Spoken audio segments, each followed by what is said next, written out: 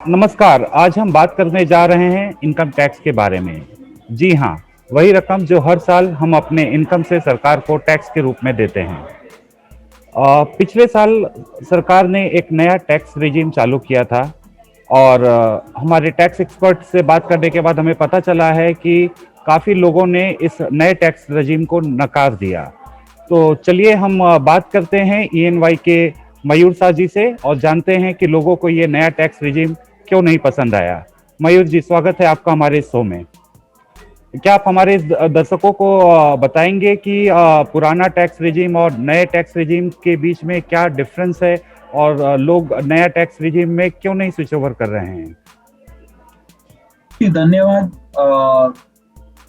एक बात है कि कोई कंस्ट्रक्टिव डेटा मिल नहीं रहा है जिससे बताया जा सके कि सब लोग जा रहे हैं या नहीं जा रहे हैं, पहली बात। जी। दूसरी बात, अगर हम इनका बेनिफिट्स देखें न्यू टैक्स रिजीम का, तो उसमें ये होता है कि अगर मेरा डिडक्शंस जो मुझे इनकम टैक्स से बाद मिलते हैं, अगर मेरा 2.5 लाख से ऊपर डिडक्शंस हैं जी।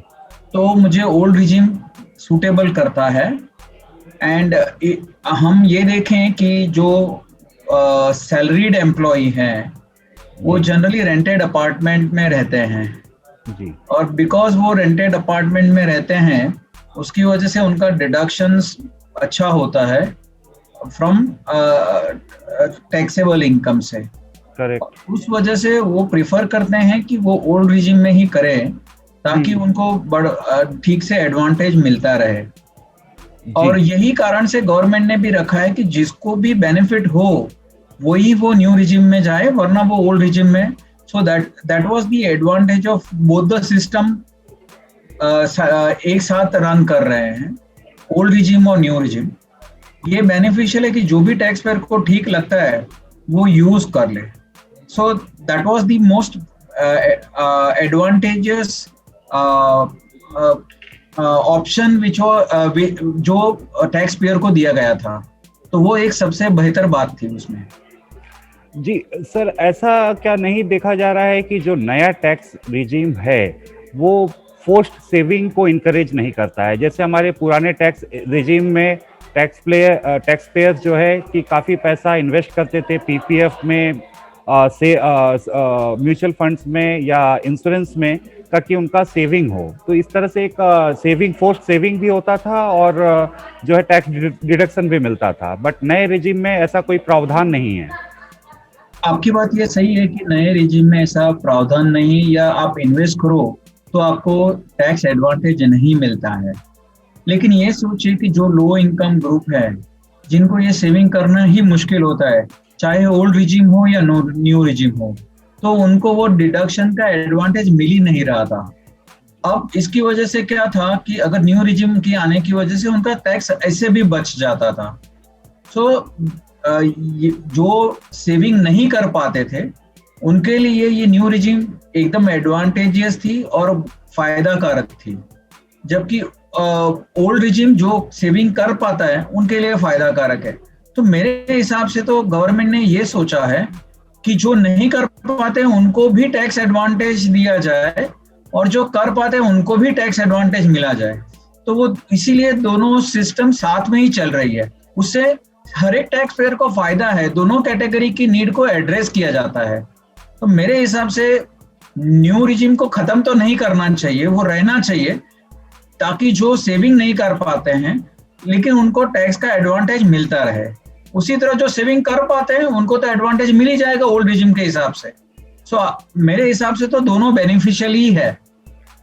तो क्या ऐसा हम कह सकते हैं कि ये ओल्ड रिजीम और न्यू रिजीम जो है दोनों पैरेलली चलेंगे गोइंग फॉरवर्ड? क्योंकि सरकार का तो ऐसा मानना था कि नया रिजीम लाने के पीछे जो जस्टिफिकेशन गवर्नमेंट ने दिया है वो यही था कि हम जो है कि टैक्स का स्लैब रेट भी कम कर देंगे और एग्जम्पशंस और डिडक्शंस को भी हटा देंगे। तो अगर वो एक सिस्टम में आना है तो उनको टैक्स एडवांटेज ज्यादा देना पड़ेगा, अदरवाइज तो ये बहुत दिक्कत हो जाएगी कि सबका टैक्स जो आउटगो है वो बढ़ जाएगा, और वो टैक्स आउटगो बढ़ जाएगा तो उतना पैसा स्पेंड करने के लिए कम मिलेगा। सो इकोनॉमी चलाने के लिए दो चीज की जरूरत है कि टैक्स पेयर के पास पैसा बचे जो वो खर्च कर सके और उसके कारण इकोनॉमी चल सके। तो ये एक एडवांटेज होगा। अगर वो एक सिस्टम में लाते हैं तो सब्सटेंशियली लो टैक्स रेट लाना पड़ेगा, अदरवाइज वो दिक्कत बन जाएगी गवर्नमेंट के लिए और टैक्स पेयर के लिए, दोनों के लिए।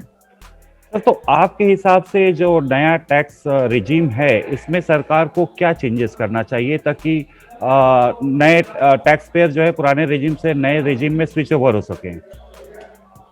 मेरे हिसाब से जो स्लैब रेट का जो रेशियो है, जो 5 लाख तक वो 5% लगाते हैं जी, और 10 लाख तक 20%, वो जो स्लैब रेट है उसको थोड़ा बहुत बड़ा करना चाहिए।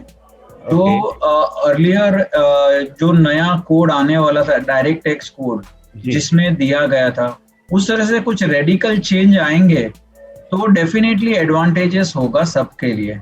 अदरवाइज ये बहुत दिक्कत बन जाएगी सब छोटे टैक्स पेयर के लिए, क्योंकि उनका टैक्स आउटगो बढ़ जाएगा और उनके पास सेविंग कम रह जाएगी।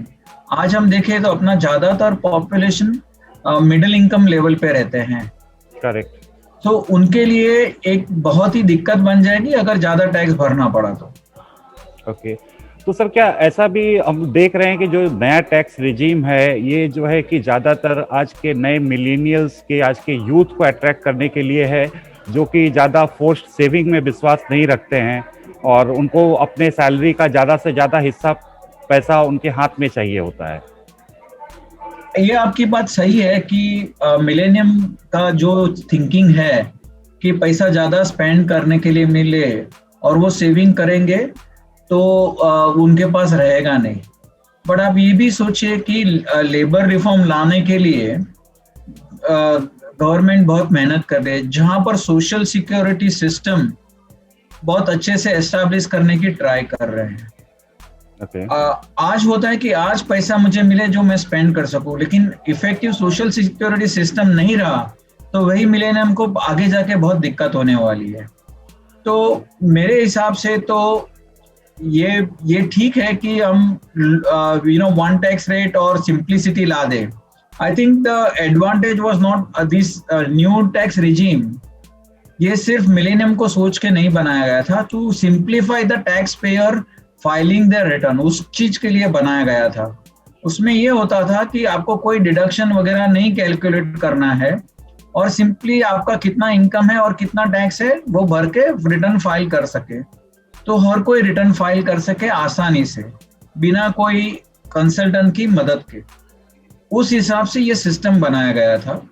बट उसका डाउन साइड ये रहता है कि जो खर्च जिसको जो रेंट में आज आप हम देखें salaried class, they are not in their hometown, वो अपने होम टाउन में नहीं है, वो कहीं और जाके काम करते हैं जी। तो वो जगह खरीदते नहीं है, वो भाड़े पे रहते हैं और एचआरए का एग्जम्पशन बड़ा है जिससे उनका भाड़ा भी निकल जाता है और उतना टैक्स पेमेंट करना नहीं आता है जी। तो उस चीज के लिए वो एडवांटेजेस रहता है कि वो ओल्ड रिजिम में जाए और इसी की वजह से ओल्ड और न्यू रिजिम साथ में चलेगा और इसीलिए न्यू रिजिम को पिकअप नहीं मिल रहा है जी। तो आपका कहना यह है कि जब तक न्यू रिजीम में सरकार इसको और लुक्रेटिव नहीं बनाता है, टैक्स पेयर के हाथ में और ज़्यादा पैसा नहीं देता है under the new regime, people will not easily switch over, लोग आसानी से इसमें स्विच ओवर नहीं करेंगे। जी, आपने सही फरमाया। यही मेरा मानना तो यही है कि इस कारण से न्यू सिस्टम में लोग चूज नहीं कर रहे हैं, ऑप्ट करना नहीं जा रहे हैं। ओके सर, क्या आप हमारे दर्शकों को मोटा मोटी ये बता सकते हैं कि ओल्ड रिजीम में अगर कोई पूरा डिडक्शंस और एग्जेम्पशंस को क्लेम करते हैं तो उनको कितना टैक्स बेनिफिट मिलता है compare to new regime? Compare to, तो हम इसको एक अलग तरह से देख लें कि अगर न्यू रिजीम में जाते हैं तो उनको 30 से 40 हजार रुपए का टैक्स बच जाता है। अगर ओल्ड रिजीम में जाते हैं तो वो नहीं बचता है। पर मेरा डिडक्शन अगर 2.5 लाख से ऊपर हो तो मेरा ओल्ड न्यू रिजीम का कोई एडवांटेज या बेनिफिट नहीं रहता है और उस वजह से मुझे ओल्ड रिजीम बेनिफिशियल हो जाता है, क्योंकि मुझे जो न्यू रिजीम का जो 30-40 हजार का जो एडवांटेज था वो मैं नहीं मिलेगा। नहीं, एडवांटेज तो न्यू रिजीम का 40 हजार का नहीं मिलेगा। ये मेरा 2.5 लाख तक का इन्वेस्टमेंट या एग्जेम्पशन हम क्लेम करते हैं, तो उससे हमको ओल्ड रिजिम में कितना बेनिफिट मिलेगा? जी, 2.5 लाख पे मेरा, अगर समझो मेरा 30% टैक्स है, जी तो आप 2.5 लाख का 30,000 आप देख ले, तो 75,000 रुपए तक का मेरा एडवांटेज मिल जाता है टैक्स का। तो वो एक एडवांटेज हो जाता है। अब जो टैक्स ब्रैकेट में आता है, अगर जो कोई 20% ब्रैकेट में आता है, तो उसको 50,000 का एडवांटेज मिल जाता है। और जो यदि हम 10, तो वो जी अगर हम मैक्सिमम टैक्स ब्रैकेट का लें तो मोटा मोटी यही समझना है कि यदि हम ओल्ड रिजिम में रहते हैं, 30% टैक्स रेट पे करते हैं, तो हमें 75,000 रुपये का एग्जेम्पशन हम क्लेम कर सकते हैं, 75,000 रुपये का बेनिफिट है। और नए टैक्स रिजिम में जाते हैं तो 40,000 रुपये का बेनिफिट है। तो 75,000 compare to 40,000। That is correct. Okay, तो नेट नेट बोले तो हमें 35,000 का फायदा होता है टैक्स पेयर्स जी को। जी जी। जी, तो सर चलिए हम आगे अब रुक करते हैं कि ये जो 2021 का बजट पेश करने होने वाला है निर्मला सीतारमण जी का, उन्होंने कहा है कि ये बहुत ही खास बजट होने वाला है, स्पेशली पोस्ट कोविड बजट होने वाला है। तो एक सैलरीड मिडिल क्लास इस बजट से क्या एक्सपेक्ट कर सकता है? मेरा तो मानना ये है कि मेरे ख्याल से जो टैक्स रेट है जी इंडिविजुअल के लिए, उसमें थोड़ी राहत दी जाएगी जो छोटी इनकम वाले हैं उनको। और जो हाई इनकम अर्नर्स हैं उनको शायद ये हेल्थ सेस लग सकता है, जैसे एजुकेशन सेस 3% है उसके, तो हाई इनकम अर्नर्स को एडिशनल हेल्थ सेस लग सकता है, जी सो दैट जो कोविड के कारण जो मेडिकल असिस्टेंस गवर्नमेंट को प्रोवाइड करना पड़ता है वो खर्चा निकल आएगा। जी। तो ये जो हेल्थ सेस की बात हम कर रहे हैं, ये सिर्फ ऐसा मानना है कि जो सुपर रिच या वेल्दी पीपल हैं उन्हीं को लगेगा, या ये अक्रॉस द बोर्ड लगने की बात है? मेरे ख्याल से तो ये हाई इनकम अर्नर्स को ही लगेगा, जी और सबको नहीं लगेगा, क्योंकि अदरवाइज वो जो छोटे लोग हैं, अगर उन्होंने ये खर्चा तो ऐसे भी कर दिया तो उनके पे और एक बर्डन हो जाएगा। तो मेरे हिसाब से तो उनको नहीं लगेगा। ओके, तो ये ऐसा हो गया कि एक अमीर लोगों के हाथ से पैसा लेके गरीबों को टैक्स रिबेट देना। जी जी। ज्यादातर डेवलप्ड इकोनॉमी में भी सरकारें ऐसा ही कर रही हैं, if you talk about other economies. Certain कुछ यूरोपियन कंट्रीज में भी इस तरह का टैक्स लगाया गया है, जो टेम्पररी है, जो 1 साल या 2 साल के लिए लगाया गया है, ताकि ये महामारी से उनको मेडिकल असिस्टेंट का प्रावधान किया जाए। तो ये जो वेल्थ टैक्स है, तो ये क्या अमीरों के ऊपर अक्रॉस द बोर्ड लगेगा? मे बी क्या उनके स्टॉक पोर्टफोलियोज पे भी लग सकता है कि जिसका 50 लाख के ऊपर का पोर्टफोलियो है, या कोई पेंटिंग खरीदता है मैग्फूसन का 1 करोड़ 2 करोड़ का, उसके ऊपर भी लग सकता है? कैसे ये लगा सकती है गवर्नमेंट? तो मैंने जैसे बताया, ये हाई इनकम अर्नर्स में है, तो ये वेल्थ पे नहीं है पर इनकम पे है। जी। दूसरी बात, अपने यहाँ वेल्थ टैक्स अभी तो नहीं है, तो वो मेरे ख्याल से नया सिस्टम लाना पड़ेगा वेल्थ टैक्स लगाने के लिए। सो मेरे हिसाब से तो ये सिर्फ इनकम पे लग सकता है। अच्छा, बात ये भी हो रही है वेल्थ टैक्स लगाने की, एंड ऐसी बात हो रही है कि one of kind of situation में लगाएंगे, इस साल लगाएंगे, क्योंकि हम पोस्ट कोविड बजट के लिए आ रहे हैं और सरकार के पास पैसा नहीं है। तो ये सिर्फ 1 साल के लिए एक्सेप्शन के हिसाब से लगाने की बात हो रही है। तो ऐसा पॉसिबिलिटी है, क्या लगा सकते हैं सरकार? जी, पॉसिबिलिटी तो है कि वो लगा सकते हैं। तो वो पॉसिबिलिटी को नकारा नहीं जा सकता है। जी, हमसे बात करने के लिए बहुत बहुत शुक्रिया मयूर जी, एंड धन्यवाद। Wish you a very happy New Year. Thank you sir. Thank you, same to you sir. Thank you.